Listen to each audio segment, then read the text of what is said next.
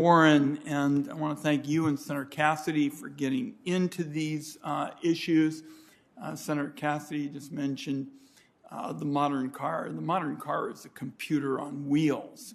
And I have been investigating now for years as chairman of this committee the sleazy, unregulated world of these data brokers. And in several instances, we blew the whistle on government agencies that were too eager consumers for this information, and we pushed Apple and Google to finally get some of the sleaziest data brokers out of their stores and out of their businesses. And I'm glad we're making progress, but we've got a lot more out to do. And I want to start with you, Mr. Sherman. You made an important point with respect to how foreign governments can acquire Americans' data to run disinformation campaigns, identify undercover government personnel, blackmail government employees.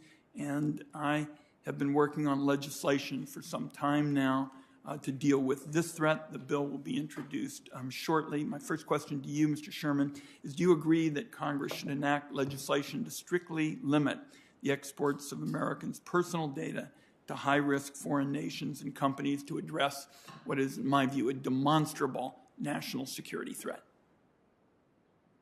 There is a huge national security threat here, and Congress does need to control the sale of data to foreign companies, citizens, governments, as you referenced. It's all too easy to get that on the open market. Very good. Ms. Gray, we've also been looking at this whole issue of how U.S. government agencies bypass the courts by buying Americans' data from data brokers.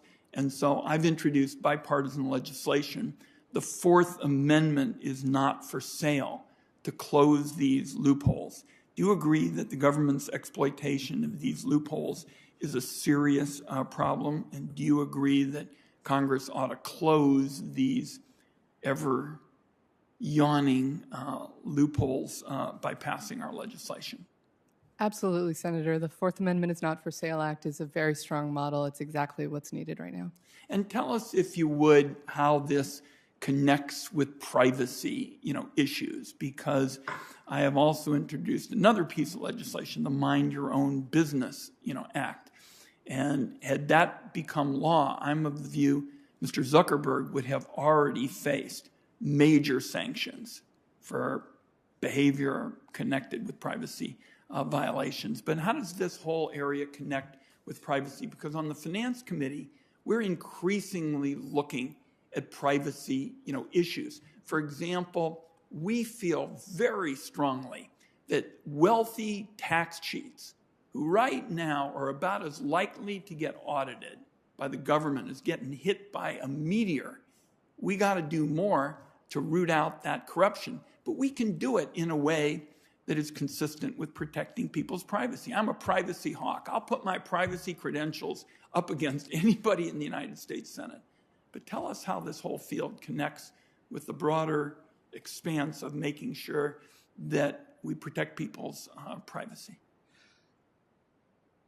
Sure. Well, one of the issues is the sheer scale and volume in the modern commercial data ecosystem, and it's becoming increasingly untenable, I think, to separate the related fields of law enforcement and national security uses of data and commercial collection and uses of data that originates for a particular purpose and ends up being used for secondary purposes and being used by government agencies.